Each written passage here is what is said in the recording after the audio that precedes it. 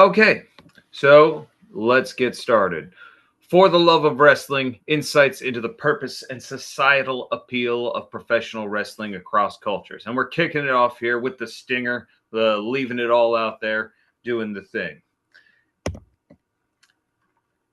So this is a summary of the main argument. Now, all of this is presented in my book, Getting Over: A Study of the History, Industry, Performance Art, and Cultural Impact of American Professional Wrestling. I'm known for my short and easy to digest erudite titles.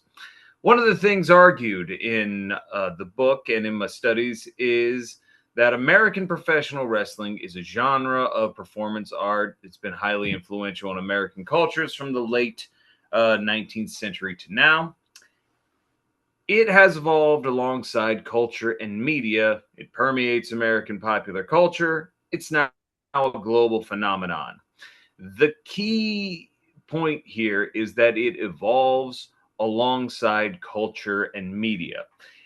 Professional wrestling is an expression of the particular culture it's from. I specialize in American professional wrestling, and I'm going to talk about how professional wrestling as it exists is meant to embody cultural values and be a platform through which they're validated through morality tales.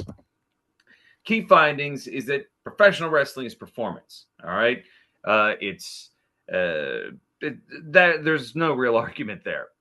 I also define pro wrestling as revisionist sport wherein fictional narratives are used to enact cultural values when proper sports fail. We've seen this. Any sports fan has seen this happen a lot. Your sentimental favorite doesn't always make their comeback. Sometimes the players who are real jerks end up winning in the end. Revisionist sport, a takeoff of revisionist history, is rewriting sport to enact the values that the viewer would wish to see in actual sports stories.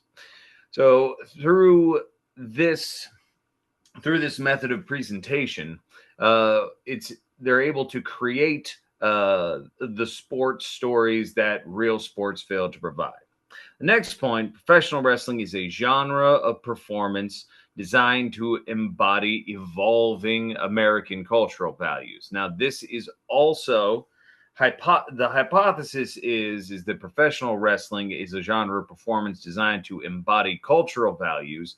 American professional wrestling enacts American cultural values. And the same is true of other cultures in their particular approaches to professional wrestling. One of the key things here is that the reason that American professional wrestling and Japanese professional wrestling and lucha libre all present differently is because they are all designed to enact the particular values of the culture that's presenting it and the culture that's consuming it. More on that in a little bit.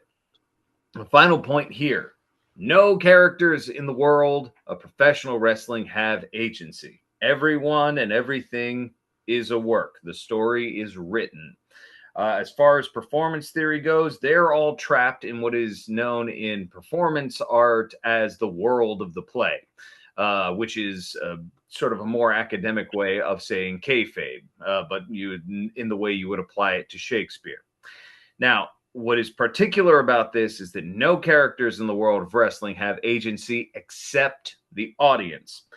I published an article for the Sports and Humanities Journal arguing in part that the audience in professional wrestling fills the role of the Greek chorus. In Greek drama, there was always a chorus on stage that would sing along and chant along with the main story. If you've ever read Antigone or anything from the Oedipus saga or any of those ancient Greek tragedies or comedies, there's always a chorus on stage. The chorus was meant to embody the people of ancient Hellenic Athens and show their judgment of the events happening in the story of the play. Now, while in ancient Hellenic Greek drama and theater, the chorus did not have agency because just another character in the show. In professional wrestling, the audience is the only character that has an ability to change its mind or make its own decisions. And in pro wrestling, they serve as a giant council making ethical judgments on who they're seeing in the ring and the events that are happening. And they get to decide what the value, what the ethics of the culture is in real time in front of everyone. Let me keep going. All right. Now, before we get into all of the wonderful stuff I was just talking about, a little bit about the research methodology I used for the book and for this particular study. So I did personal interviews with luminaries in the field of wrestling, including acclaimed wrestlers, some former writers for WWE, professional wrestling scholars, and performance theorists who were very well known in that field. As primary sources with TV scripts, oral histories, podcasts, autobiographies, and public records. Secondary sources including commentary, retrospective journalism, historical works on pro wrestling databases, and related scholarship. All right, now, jumping into the part of the American culture thing, there is in American studies, which is the field my Ph.D. is in, there is I don't want to say a belief, but there is an assertion that Americanness is performative. It's part of why there's so much propaganda permeating our culture for this is USA, this is what it means. It's based primarily on the work of Suzanne Hamsche, The Fiction of America, Performance in the Cultural Imaginary in Literature and Film. It asserts that Americanness is enacted through widely embraced mythic figures in fiction as cultural imagery and cultural iconography. This is why we see things like the rugged loner hero, the cowboy. These particular characters keep coming up. These archetypes enact certain parts of the culture. And through this methodology of creating cultural icons, professional wrestling operates to enact traditional values of the culture and values of the culture as they evolve over time. A more American thing in my entire life. Roddy Piper, friggin' shotgun, about to take down the bank man for his many sins. Roddy Piper, of course, Scotch-Canadian, which is part of the irony, because the fictional imagery here with Roddy Piper as an American hero is in and of itself purely fictional, because Roddy was not American.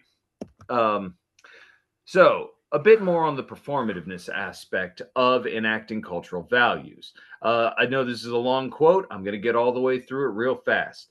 Americanness is performative. It depicts a version of America that does not correlate with the political, social, and economic realities of the United States.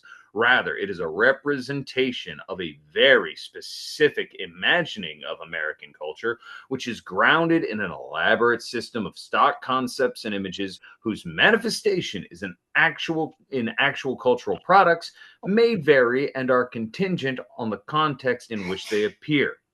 Their continued presence is so strong that it appears as if they indeed reflected a reality when, in fact, they represent an imaginary version of America. Oh, thank you, Suzanne Hamsche. By the way, that book is available, and I highly recommend everyone gets it and reads it if you want to get a better understanding of American culture. All of that is to say The version of America and Americans and Americanness that you will see in all of the different media does not correlate to the political, social, and economic reality of the United States, and it never really has. Rather, it's an expression of what they want, what folks want the culture to be or represent, which is why there's often this dichotomy between what American literature, film, and fiction project and how things actually are and have been. How does this relate to pro wrestling? Well, professional wrestling is performance. Part of the performance studies research on pro wrestling builds on scholarship by Roland Barthes, Broderick Chow, Arrow Lane, Tim Hornbaker, Kroner, Thompson. There are more names to add here, but these are some of the main folks I cited in the 55-page bibliography for that book.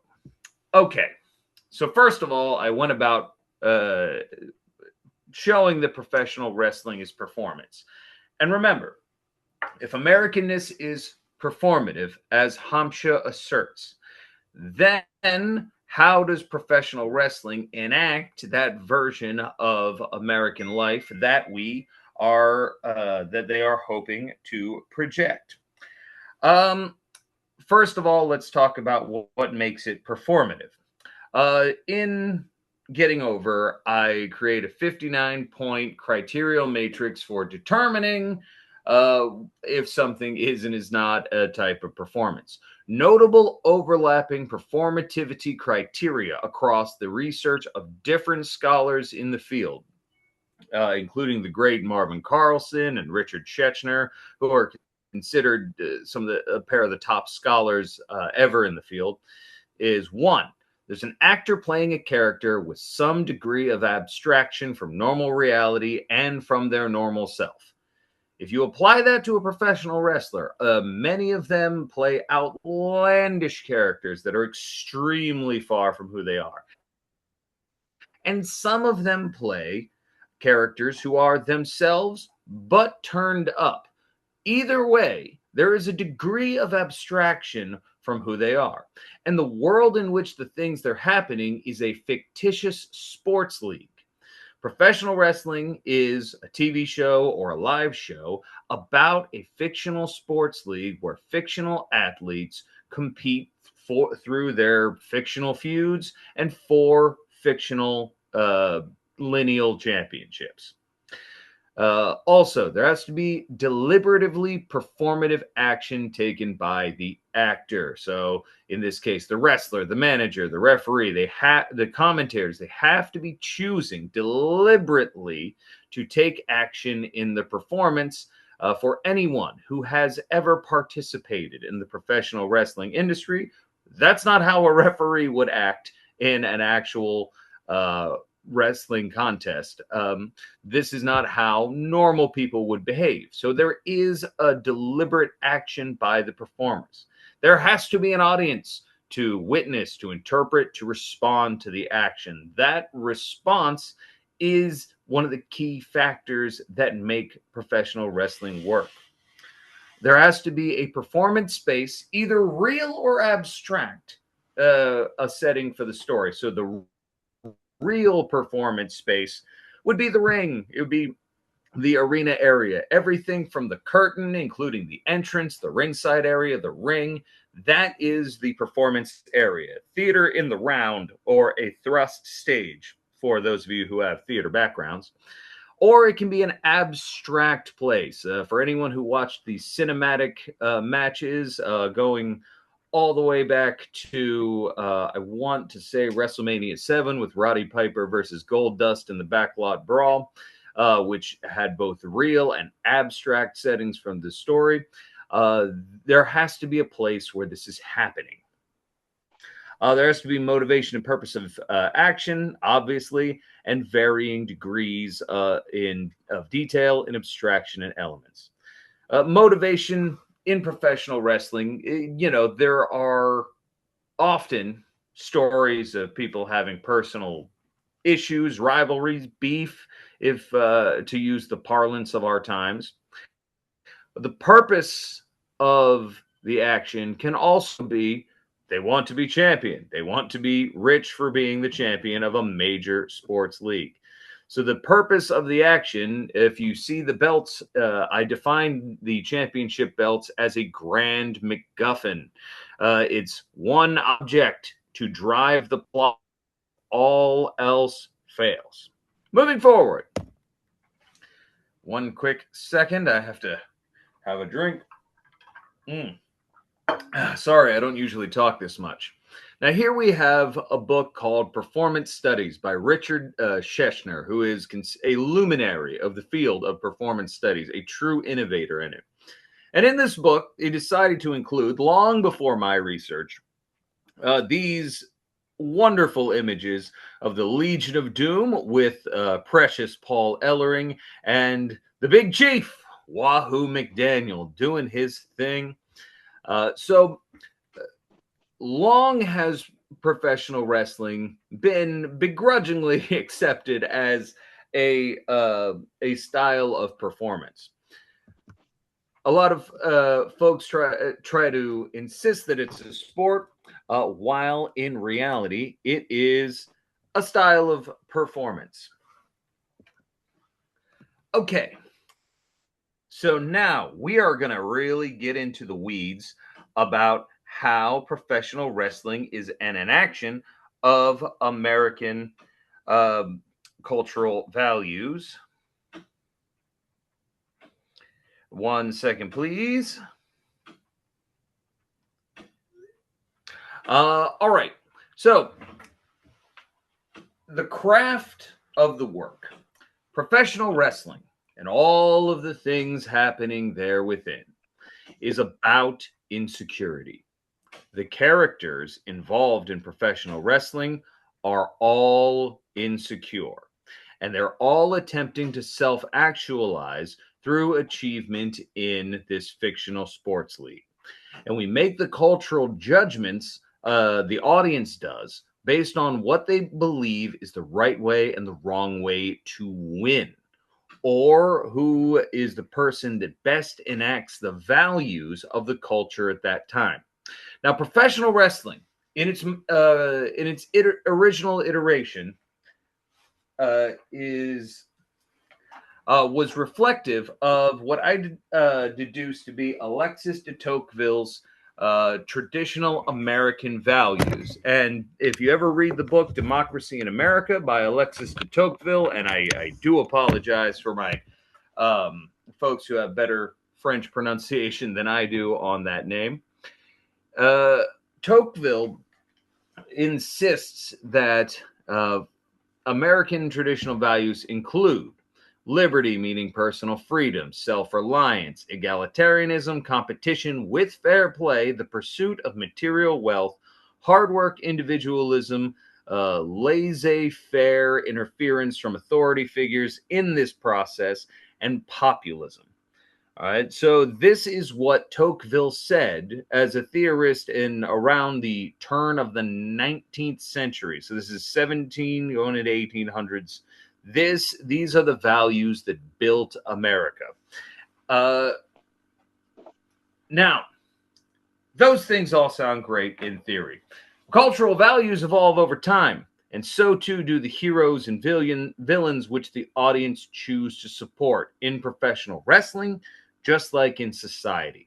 The reason that professional wrestling is cyclical, because when professional wrestling is highlighting individuals and characters and stories that appeal to the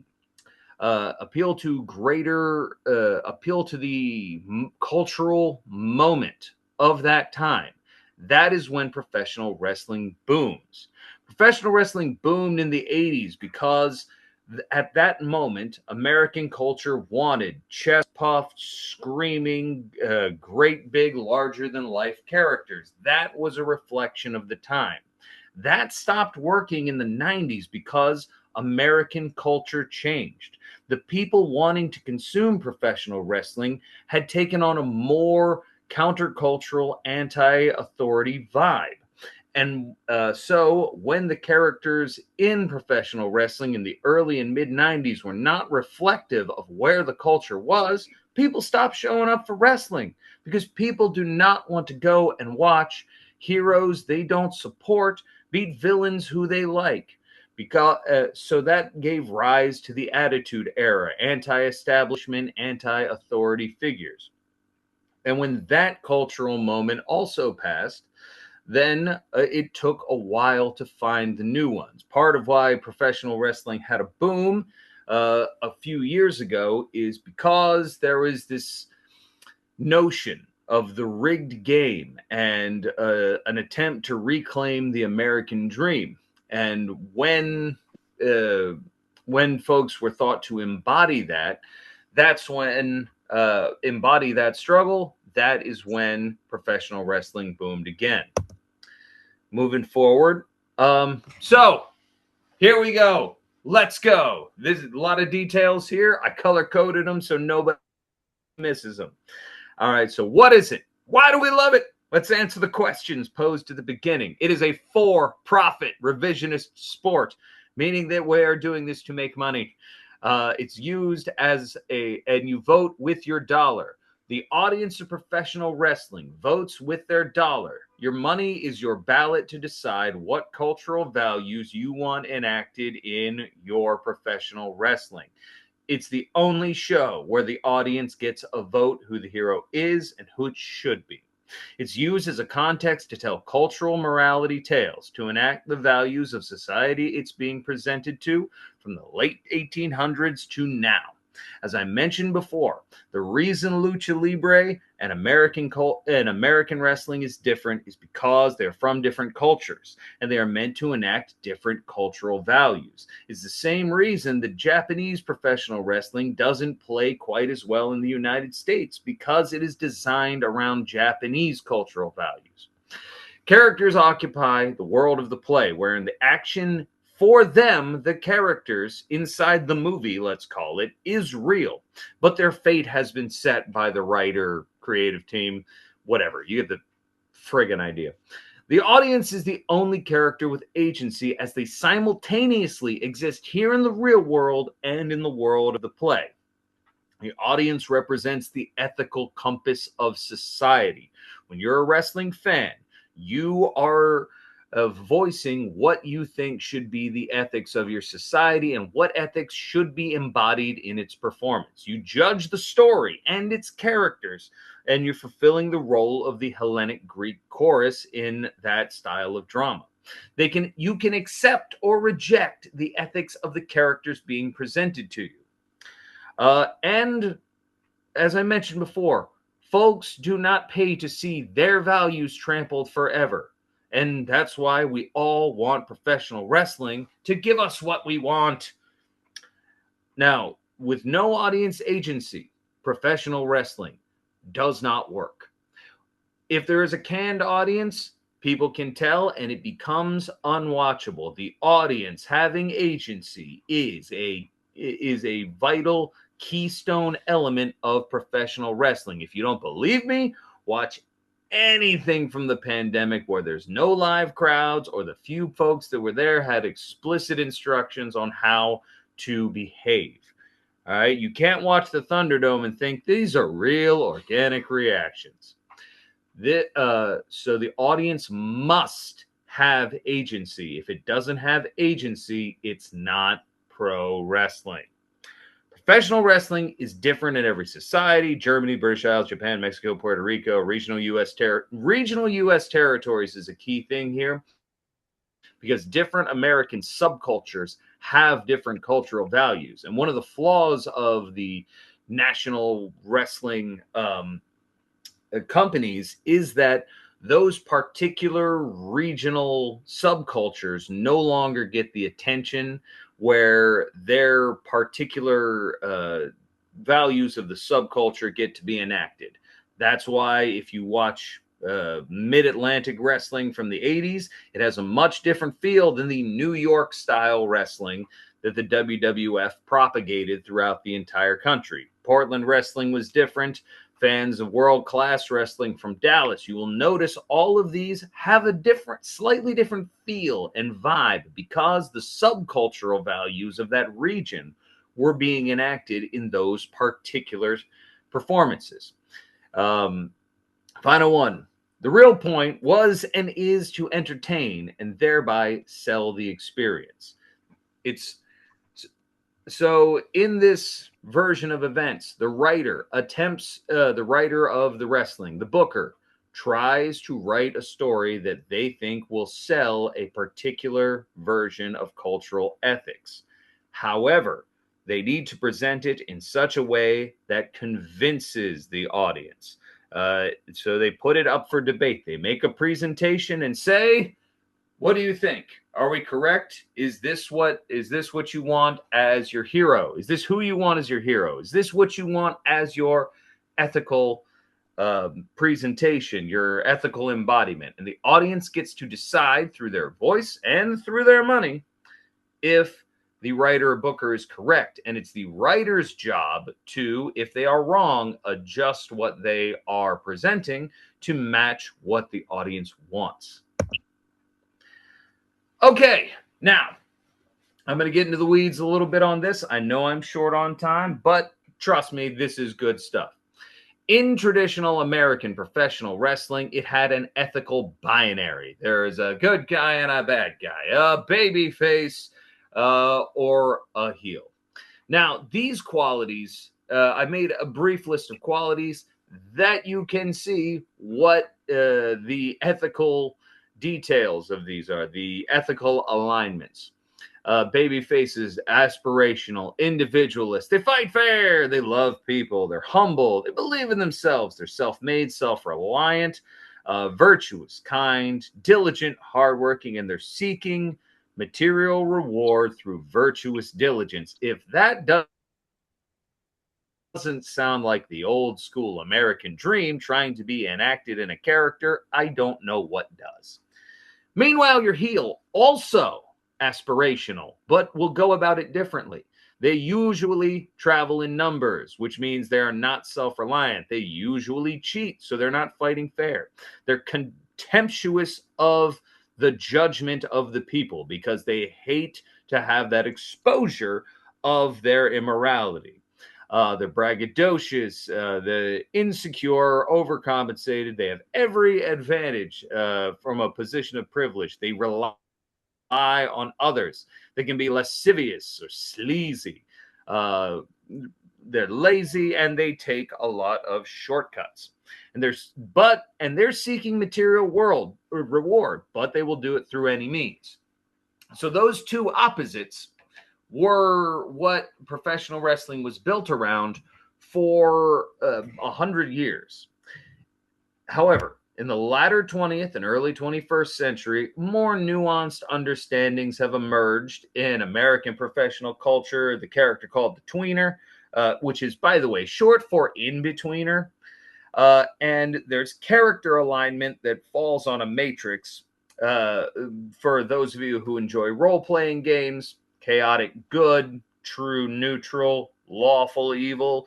It's created an ethical spectrum of characters because the society evolved beyond this simple binary in what the audience was willing to consume.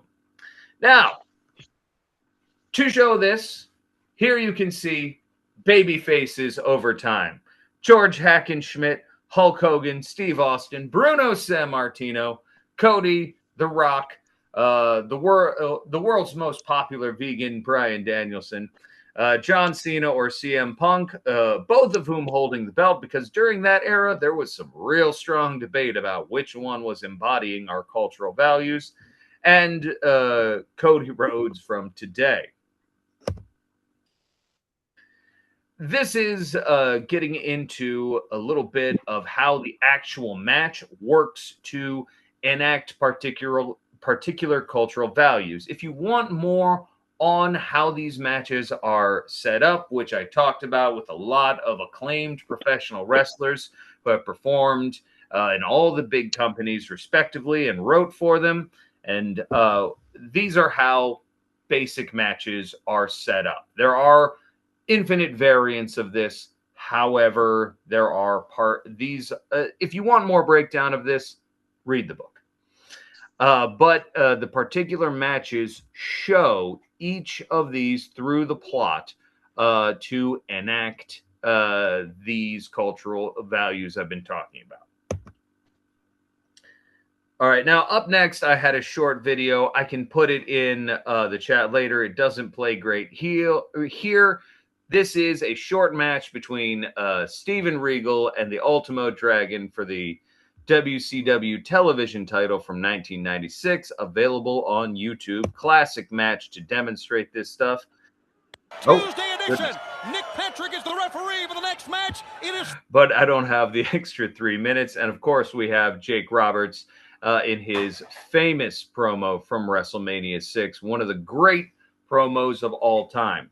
Now, in the match between Steve Regal and the Ultimo Dragon, the Ultimo Dragon is the underdog, enacting all of the virtues that I previously described against Steve Regal, a heel, embodying those qualities I also described in this match. And if you watch it through to the end, when the underdog overcomes, the crowd goes crazy. In Jake Roberts' promo, Jake the Snake Roberts, the match. Jake the Snake Roberts, the match is. In Jake the Snake Roberts' promo, he also discusses the greed and avarice of his enemy, the $1 Million Man, and how he's standing up for everyday people as an embodiment of the cultural values and populism discussed previously. Now, all this research, this whole book, which is, I think the version of it online without pictures, is 683 pages. Criticism, analysis, and limitations. There is criticism of the genre, which are serious and unfortunately common in both sports and entertainment. There is a belief by some that professional wrestling is low class or working class entertainment. I argue in the book that there is this myth of low culture, which I do not believe to be an actual thing. I assert that the public choice is the only determining factor of what art or literature matters to a society. I build on the work of Omar Lizardo and John Spree here. I think it's culture is democratized. What matters is what the most people care about. And if a lot of people don't care about it, it's not that important. So professional wrestling, because a lot of people love it and care about it, is that much more important of an art form. There's also the problems of prejudice and stereotyping in professional wrestling, its characters, and how folks are treated, which is justified. But this is also a criticism of art in America. If you watch any movie from more than 10 years ago, this is very prevalent. There's the connections to political conservatism. Now, I'm not going to make any political assertions here. I'm going to maintain a degree of academic neutrality. So this presupposes, one, that conservatism is a problem. And even if you believe that, connections of the artistic community and political conservatives, it's not just a pro wrestling problem. It's in the ownership of major television networks and movie studios. I'm here in Queens, New York, and you can go to Manhattan, to Lincoln Center, the Juilliard, highest place of art in performance art in the United States, and you can go to the David Koch Theater of the infamous Koch brothers and watch the opera there. So that is, again, most of these are not just problems or criticisms of professional wrestling, but criticisms of the American arts, culture, and patronage. Violent entertainment sure is. And again, the portrayal of women and minorities, while it is evolving, historically has not been great. It could be argued not good. Could be argued terrible. However, these portrayals, as I mentioned, it's not just a problem of professional wrestling. It's a problem of American art and therefore of American culture and how it, in fiction, treated people from those groups. Conclusions! We're almost there, guys. Professional wrestling is a style of theatrical performance used to enact cultural values. This is done in real time with the audience's approval or disapproval of the events and performers. Without the audience's active representation of the society's values, it becomes unwatchable. So, therefore, American professional wrestling is a culturally significant performance art. For this stuff and more, you can feel free to scan the QR code on your screen and get a free PDF copy of Getting Over, a study of the history, industry, performance, art, and cultural impact of American professional wrestling by me, AC Tate, Ph.D. And we nailed it. Yeah, and that will do it for the me talking portion of this presentation. Thank you all for listening through all of that. And now I just have to find my Zoom window. Bravo. Okay. Bravo, thank friend. you. Oh, thank you. Well, your applause are as appreciated as they are deserved. I mean, you got me like writing notes at 8 a.m. on a Saturday, and I'm like, son of a bitch. Like, why am I like, oh, this is interesting? Like, I don't want to think right now, but man, it was so good. Request to put up the QR code again, please, because people have to consume. I think you still have share pre-ops. You give me one. Sure. While you cue that up, are there any comments or questions? Give me 1 second. No worries. While you get that up. Yeah, sure. Thank you. In the chat, we got it's a great take to understand the audience as the only participant with agency. Thanks for pointing that out. How can we make sure we study it, though, without taking it as a single entity, given that the audience can usually be split? Also, can we say that the audience can break kayfabe without any repercussions during a performance? It's a great question, especially about, the audience being split down the middle sometimes. So how do we take it into account or study it so that it's not just consumed as like one single entity? Well, yeah, and I think that's also it's a wonderful and important observation to make. But it also, to a degree, proves the point because the audience is not monolithic. In a democracy, public opinion is never monolithic. If there's 100% approval of any idea or value in a society, that society is either corrupted or under the thumb of a very, very powerful dictator. There's because of that, it's an ongoing debate, and that's also why it evolves. So if you start out, let's hop in our time machine, right? Let's say the year is 2006, and we're being told that everybody loves John Cena. And this is a thing for some of the younger people here. 20 years ago, John Cena was not universally beloved, and there is a lot of revisionist history in the WWE of how people felt about John Cena in his prime. He was a very divisive figure because he was a product that was being pushed upon everyone. Then a character like CM Punk, who was more reflective of some of the more rebellious fans, the more anti-establishment fans, was chosen by them, and they voiced it. This debate went on for 5 or 6 years. I bring this particular example up because there was some audience who picked one and some audience that picked the other. Back in the day, there was the dueling chants. Let's go Cena. Cena sucks. Let's go Cena. Cena sucks. The chorus was divided. So it can be an expression of divided thoughts on what those cultural values are or should be, which does have demographic factors. A lot of times age, sometimes it can be gender, can be any number of extant demographic differences between folks. So all is to say, the audience debates it amongst itself about who is and is not the hero, and what is and is not an heroic action embodying cultural values at that time. It's never one monolithic thing.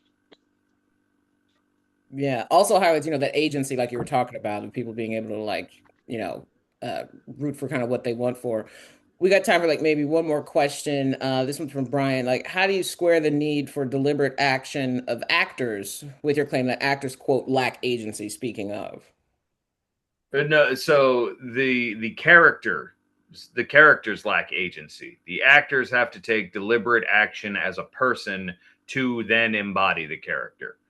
So they have to be choosing to play the character and making a deliberate choice to engage in a degree of abstraction from who they are as a regular person to who this character they are that they're embodying. The character you're playing can't be yourself if you're an actor. It can be an exaggerated version of yourself, but there has to be a degree of difference between you and the character. Mm. And one more from Gwen. How do you see the characters in the world of the play portraying the chorus role, like during the pandemic, especially where some promotions use extra wrestlers to provide the audience, right?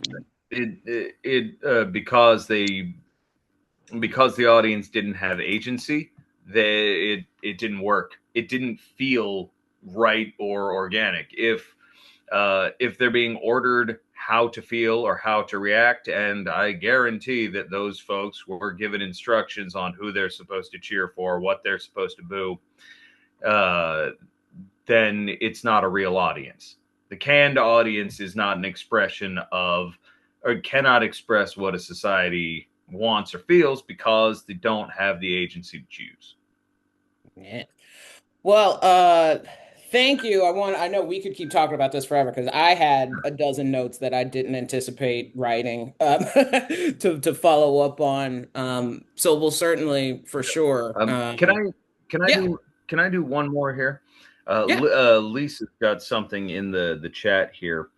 Wanted to ask about the concept that cultures evolve. In the case of capitalist culture, is there evolution? Or is it the case that those at the political helm have forced a situation where individual performative rationalities that previously were considered fringe are reincorporated into a profitable system for those at the top? All right, so there's about 6 things to address there. The short version is that professional wrestling is meant to be a money-making endeavor as it exists now, and as it's existed since the 19th century. So for that, if anti-capitalist characters are where the culture is at, then they might emerge as heroes. I'm reminded of Brian Danielson's character arc in the early to mid 2010s. The people wanted him. He was representative of cultural values that were not being highlighted in the programming, and it led to audiences kind of hijacking several programs on television. But then it was eventually folded into the story because it embodied something the audience wanted, and the audience wanted to pay for it. So it's difficult to square you can't separate professional wrestling as it exists today from some level of capitalist involvement because it's for profit. It's meant to be a money-making endeavor. Well, hell, didn't we just see that with Punk saying lower the ticket prices about Pat McAfee, right? And calling them out like the last couple of weeks, and then the ticket sales go down. It's like, well, was that just a big, was that all planned in and of itself? You know what I mean? Like in that ongoing debate. But at the end of the day, it's like they're still selling tickets. Yeah. So the character of CM Punk says lower the ticket prices, but then he performs for the tickets sold at retail. So Regardless, yeah. So he appears rebellious, but still participates in the system. Exactly. Yeah. So yeah. Anyway, thank you. Great questions, everybody. I'm sorry I didn't get to all of them, but thank you all for listening. No worries. And I know we didn't get to put the QR code back up, but if you can throw the link in the chat at least for where people can access that. I want people to be able to buy your bookies. Yeah. One quick second. There's the QR code. I'll give you guys. Can we give them 10 seconds if you want to give that a quick scan?